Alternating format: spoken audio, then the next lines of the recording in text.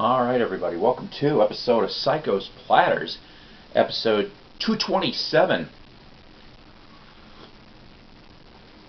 I hope I got that number right. Anywho, always powered by coffee each and every time in my decrepit Chicago Cubs mug. Sometimes they make coffee mugs really nice and sturdy, and other ones they just, I don't know, either they get dishwashed too much or whatever.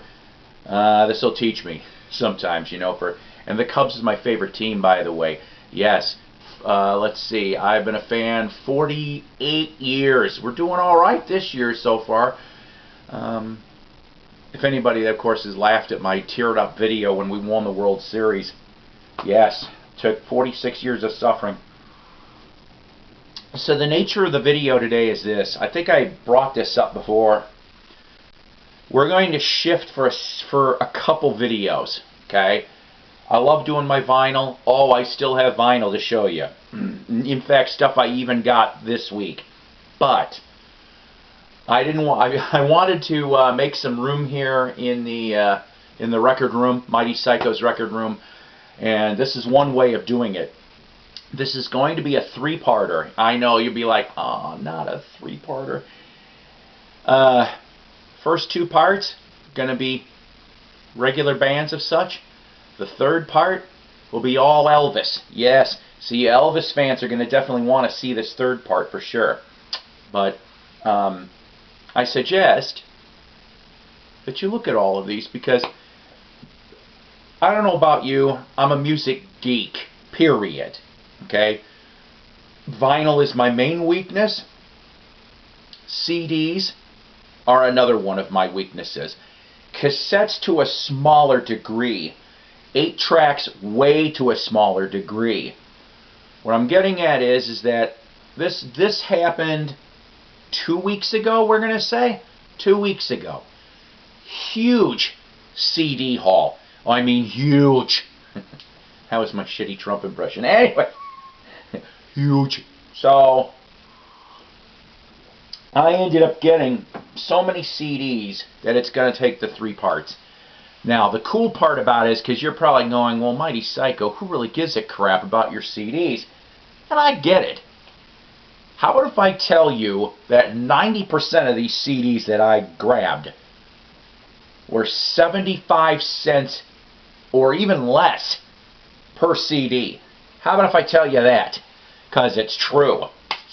I ended up hitting a shop that I never been in before. Originally I was recommended there for vinyl. The vinyl sucked, unfortunately. Just nothing I could wrap my head around. Reader's Digest, box sets, Manavani records, that junk. But way in the back were boxes and boxes of CDs.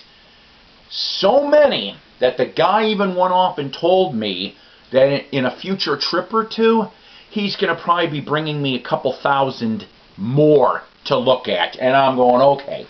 So let me show you all. Like I said, all of these are 75 cents or less. Because it was combined with that, along with another sale at a different resale shop. Normally they charge $1.50 for their CDs. So it came out to 75 cents a piece. That's right.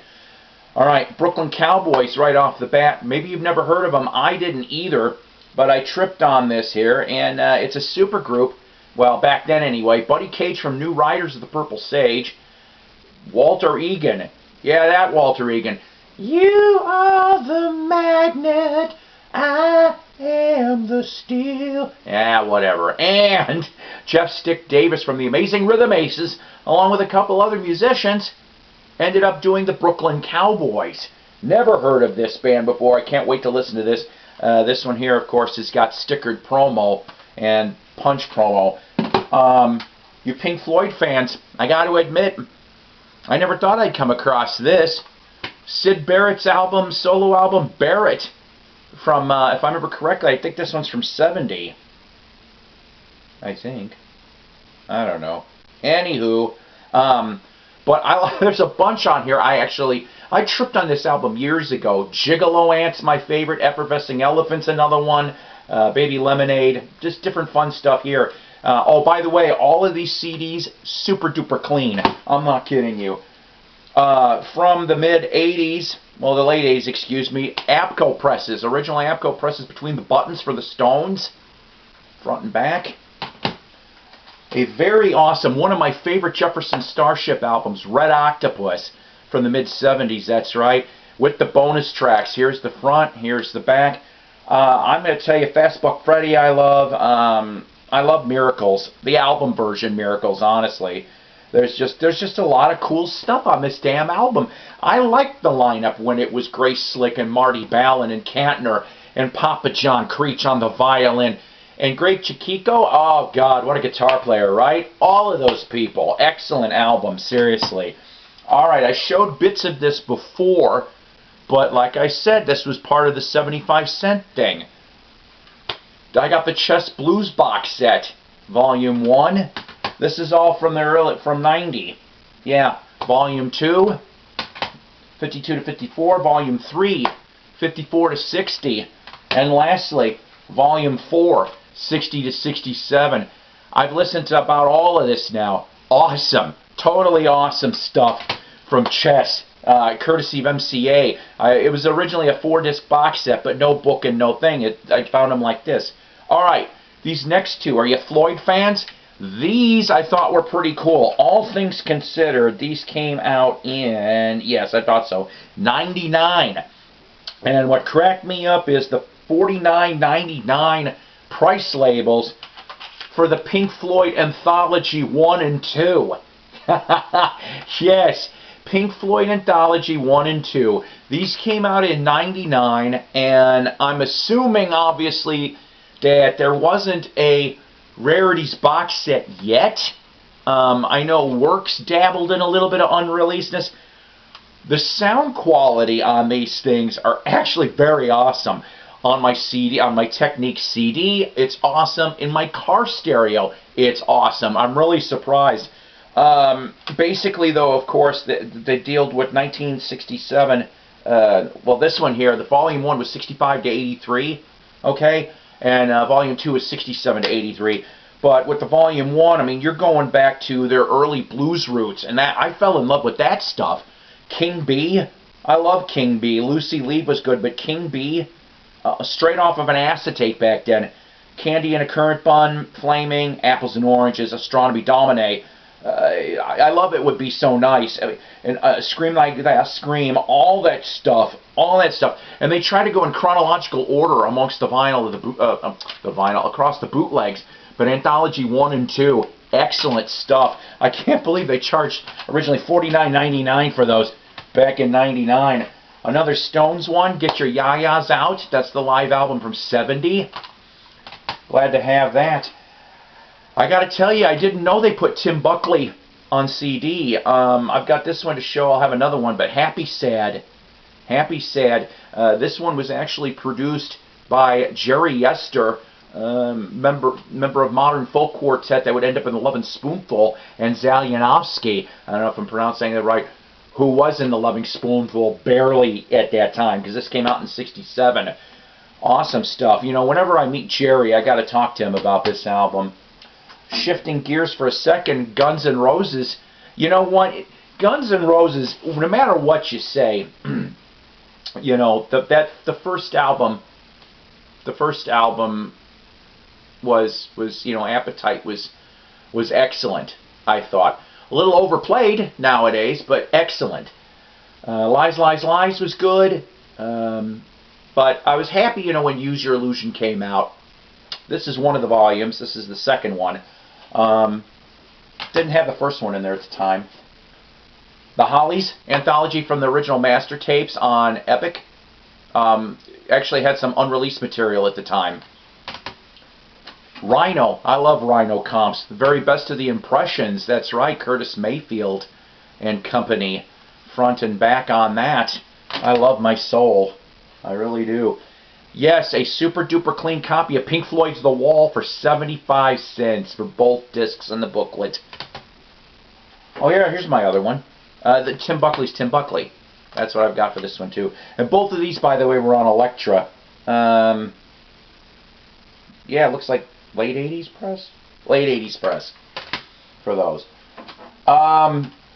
Some of the stories that I've got here too, there's a record company, promo person, that dumps off discs. I got Bob Dylan live in concert in 1963.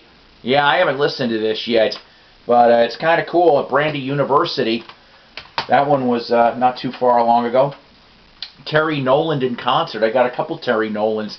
Terry Nolan, if that name sounds familiar to you, great. If not, here's where we're going to go on this. Terry Nolan has a Buddy Holly connection. Terry Nolan still lives in Oklahoma. Norman, I think, near Norman, Oklahoma. And Terry Nolan, he cut an album for Brunswick in '58, and Buddy Holly is all over that.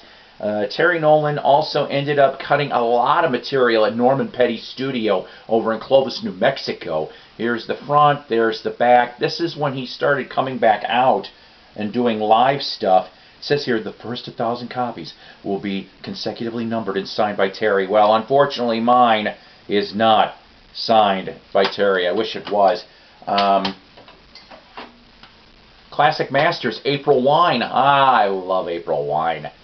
I do. The Golden Hits of Fats Domino. Really nice comp for this. Rest in peace, Fats. And then lastly, for this episode, kind of strange, ELO Part 2. Yeah, that's the Bev Bevan version of ELO. No Jeff Lynne here. One Night Live in Australia, and this was a mid-90s release. And if I remember correctly, I can't remember if this is also the one that's enhanced. Something tells it might be. Maybe not. From '97. It was an okay performance, but no Jeff Lynne. So that's part 1 of the 3D parts. I want to throw out here some subs. I've gained a lot of subs. I'm up to 538 as of this broadcast here. Thank you very much. The 500 sub contest still going on. I'll mention a few entries here right now for that. Luke Siam, Jeff Kempen, Mike and Portsri for the record, and Ron Haggerty. I just found out, I just tripped onto the video. I haven't watched it yet. But the ones I've watched so far, excellent. Thank you very much. You're all in the contest. And actually all 4 entries for each of you.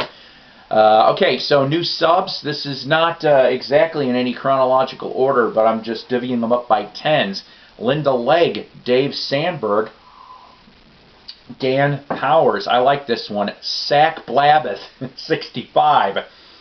Bad English Rex, Vinyl Victims Niece 86, Robert Bounds, 94-96 Tull, Flash Gordon's One Record at a Time, Grunge Finland, and Ex-Junkie NL has returned to the Psycho Network. Thank you very much, all of you.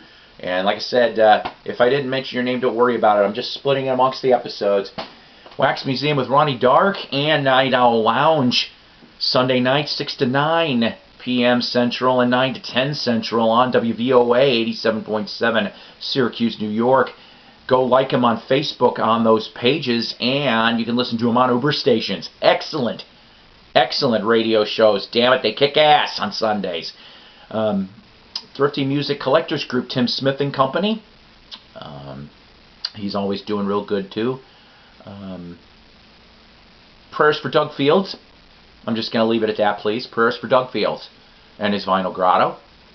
Hopefully he'll be back soon. That'd be very nice. And I know I'm forgetting a few people, but the YouTube Vinyl community, of course. Without the YouTube Vinyl community, we wouldn't be able to have all these fine shows. And so, like I said, you take care, and God bless and rock on. And next episode will be part 2 of the 75-cent CD find. Take care. God bless.